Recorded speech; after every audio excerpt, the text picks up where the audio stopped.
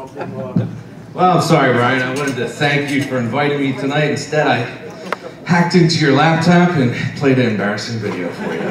Okay. I'll just say, Pam Kofsky, I'll thank you for inviting me instead. Ryan, thank you for having me. I was really excited to be here tonight. My name's Joe Gormley. I'm 20 years in business, 15 in internet and telecommunications sales for various companies. As we're joking around with some other folks here, things change fast in technology, and I was with T-Mobile last week, and next week I'm with Comcast. So I'm going to give you an overview. I'm going to have some tips for the very tech savvy. I'm going to have some tips for those of you who are not tech savvy at all. And I hope that you'll just give me a call if you have any further questions later on, or send me an email. Love to talk to you in more detail. Got to be brief. They only gave me 3 hours tonight, so sorry about that. We're going to move ahead. So what's changing? What's changing for your industry? Everything is changing. Mobility is changing everything. I want to get a temperature check here real quick. How many people have a phone that is not a quote-unquote smartphone still? Okay, good. You're with friends. We're going to help you here tonight. How many people have an iPhone? Wow, a lot of iPhones in the house. How about an Android? Good, almost as many. Blackberries? Got a couple Blackberries. Good. Love the keyboard. It's a great thing. So let's talk about, it's really hard to get into specific apps for you guys. There's so many good apps. I'm going to focus more tonight on helping you choose apps. I'm going to help you with what's coming down the pike and what's going to have a big impact on your business, and how maybe to manage mobile apps in your business or help you prevent some of the possible pitfalls. Okay, so I want to start with my introduction into business 20 years ago. So this was me coming off the road, met a couple clients. Want to do a couple quotes. I dictate my information to my assistant, who then types up my quotes, and it's that easy, right? It wasn't that easy. Computers, laptops, it was great to have them to come in and change everything, but now things are changing a lot faster. And here's my office today. I just seem to be able to make a lot more paper than I used to. So maybe this is your reality, maybe this is something I can help you with tonight. I hope it is. Why do we change technology? Why do companies change? We've got all levels of change as far as your telecommunications go in this room. Obviously the buggy whip, everyone's familiar with that. People didn't want to get rid of that buggy whip. They loved it. They loved it. They brought it into their Model Ts. We just don't like change. And I'm here to tell you tonight, you got to change, and you got to be aware of what's changing outside of your control. The fax machine, why do I have that up there? Well, back in '98, when I was trying to convince people that email was here to stay, and they told me I was crazy, I tried to use the analogy of, well, why do you have that fax machine out there?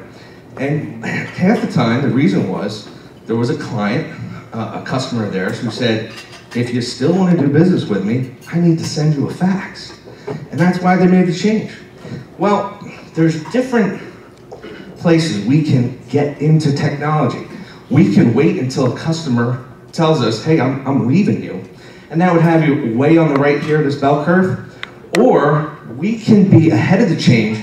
We can try to adopt the change and make some money while we're going up the bell curve.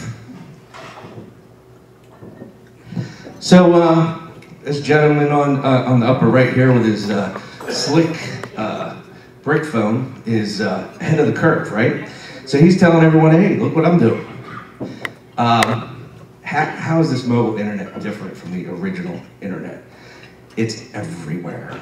Everywhere where you want it and where you don't want it. Everywhereness is the big change that you have to recognize. If you're not recognizing the power of what's in your hand, that's why you're here tonight. The digital divide was something politicians talked about a few years ago. That is gone. Everyone can afford to be on the internet because everyone can afford to get a smartphone. It's going to impact your business, and it's change that you have to stay ahead of. I see it in email alone, right? So I was just talking about how in 1998, people were saying email's never going to be here. Now I can't get people to pick up the phone and call me. They just send me email after email, and you know what? They're not that good at writing. It's funny, but it's true, right? Just an example. How does your competition use the internet? Let me ask you, how many people here work for a Fortune 1000 company? Fortune 2000. Good. Your competition is big business, and I'm going to talk down about it. So the good news and the bad news is they have more money.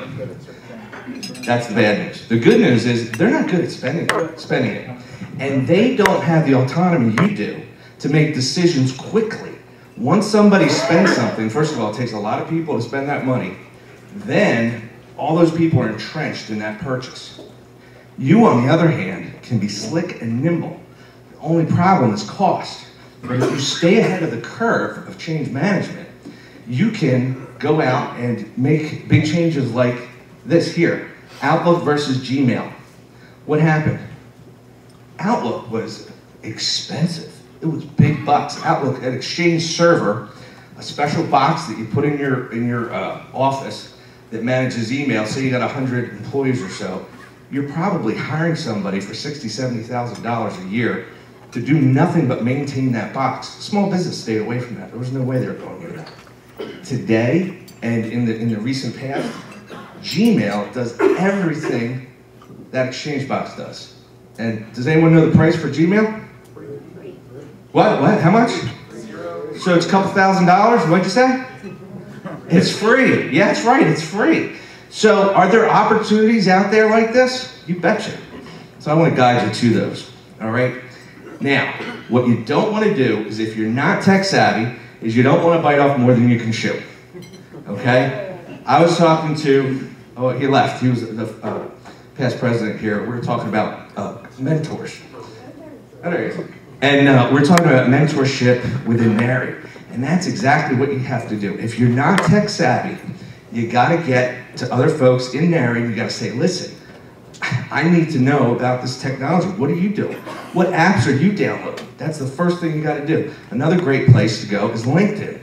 Everybody should be in LinkedIn. If you don't know what it is, it's a social media. It's similar to Facebook, but it's for business, and it has specific business applications. Love this quote. Don't believe everything you read on the internet just because there's a picture with a quote next to it. Abraham Lincoln. Do you think he wrote that? So, mentors are a better way. And consultants. So, are you afraid of time-wasting apps? Here's a pitfall that a lot of folks are worried about. They see folks staring at their smartphone, looking down all day. What are they doing? They're wasting time. They can't have that in business, but they might be doing business things that can improve your business. Now, another underutilized expert in your organizations are the younger folks. They may not know your business yet.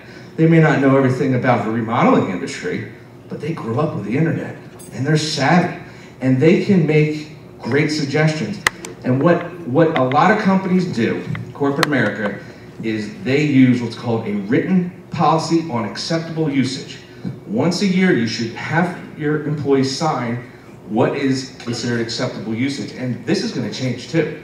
What's acceptable today will not be acceptable tomorrow. But if you involve them, right, in the decision process, if you make them, now this isn't for everybody, right? But certain key people in your organization, you can involve them into the process, make them take ownership of a piece of the business. They're not going to get that in corporate America, no matter how much money they make. They will have loyalty to you, and you will benefit greatly. And that's the way I suggest you do it. There's another way to do it. You can purchase various web monitoring tools, and it can get very expensive. Not what I suggest at all, but another way to do it. So, as I promised, I want you to have a good way to determine what's a good app, right? I've got a list of remodeling apps. It's 10 pages long. Anyone who wants to email me, you'll see my email here later. Might even be up there. Just email me, I'll send it to you. In fact, what I'd like to do is get a survey out to you and then follow up in 6 months and see what apps work the best and get some feedback.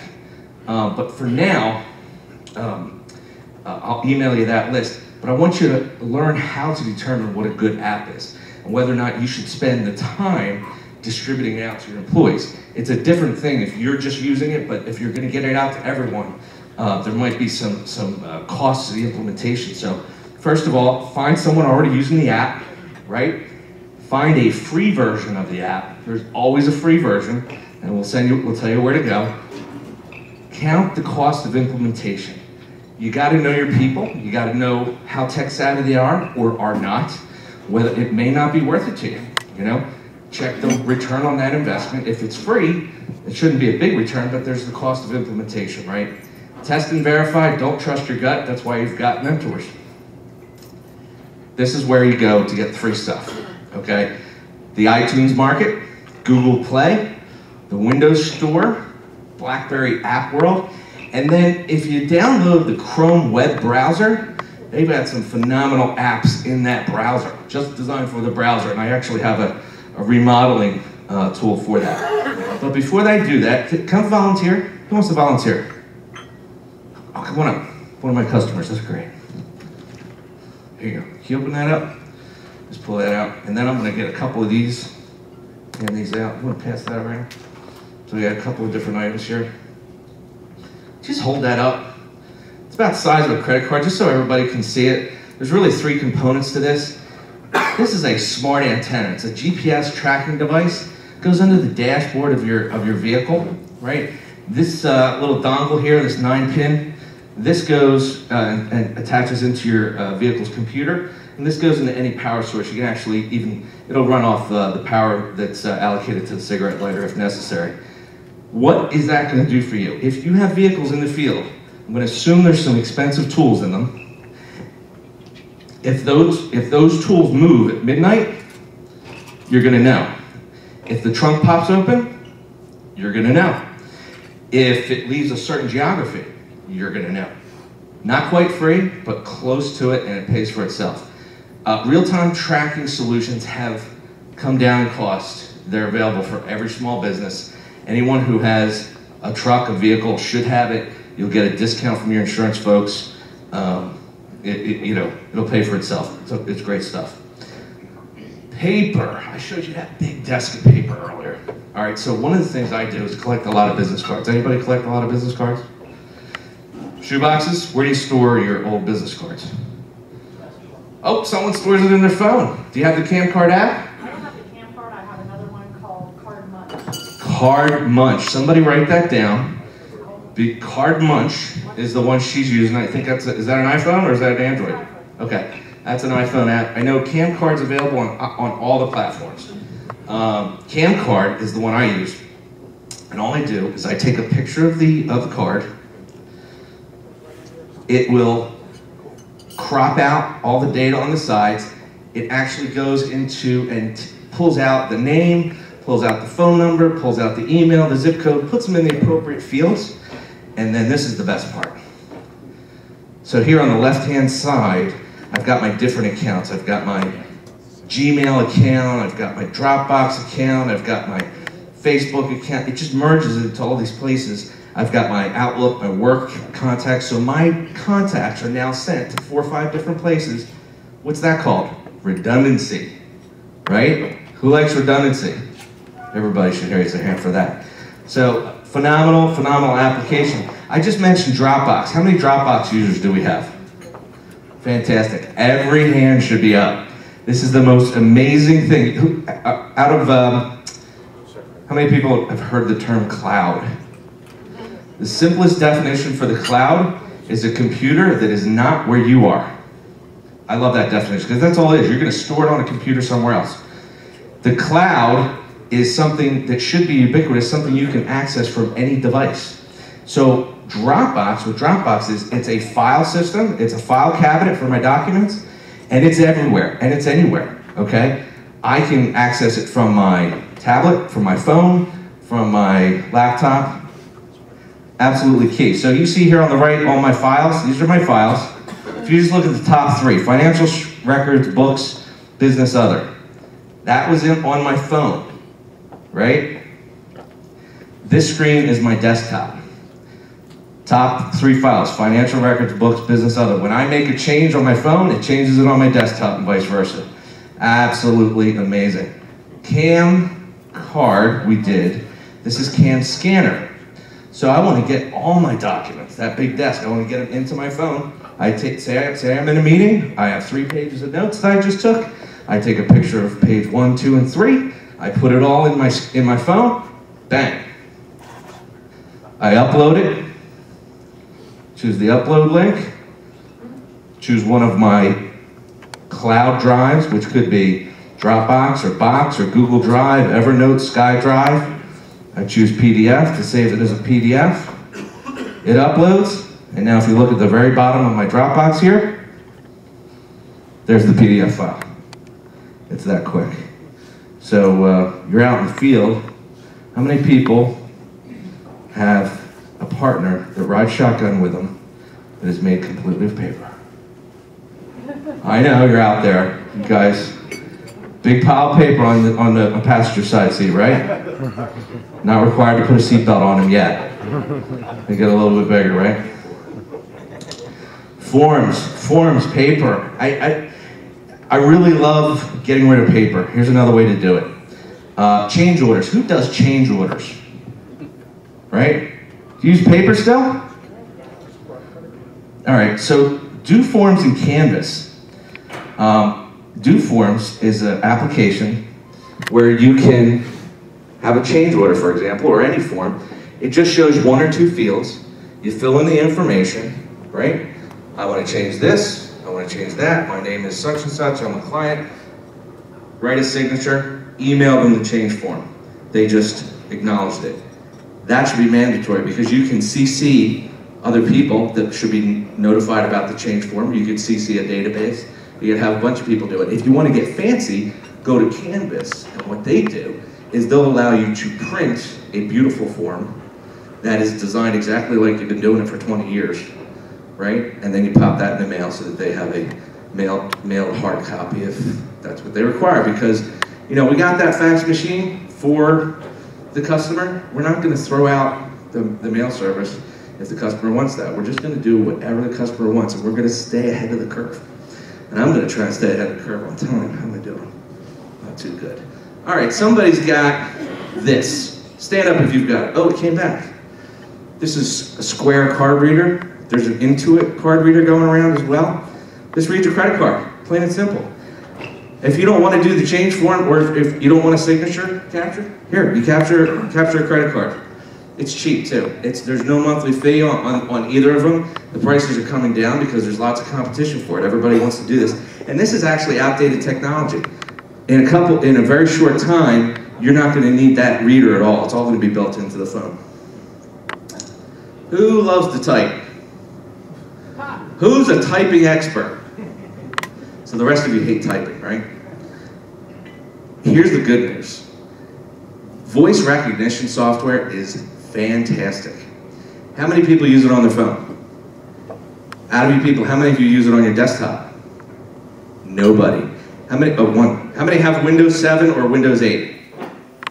You all have free voice recognition software on your computer. Go home, you use it. It's not phenomenal for controlling the computer, but you can do that.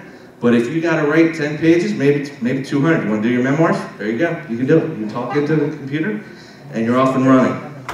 So did everybody get something already tonight that's valuable? Good. That's all I want to do. This page is way too detailed, and we were just having a conversation at my table about email marketing, and we talked a little bit about this. I can't get into details here. I'd love to help you out. Give me a call. There's lots of great email marketing services: MailChimp, SurveyMonkey, Constant Contact. You gotta have a newsletter, and you gotta work around it. We got a Sandler expert here. There he is. They have some opinions.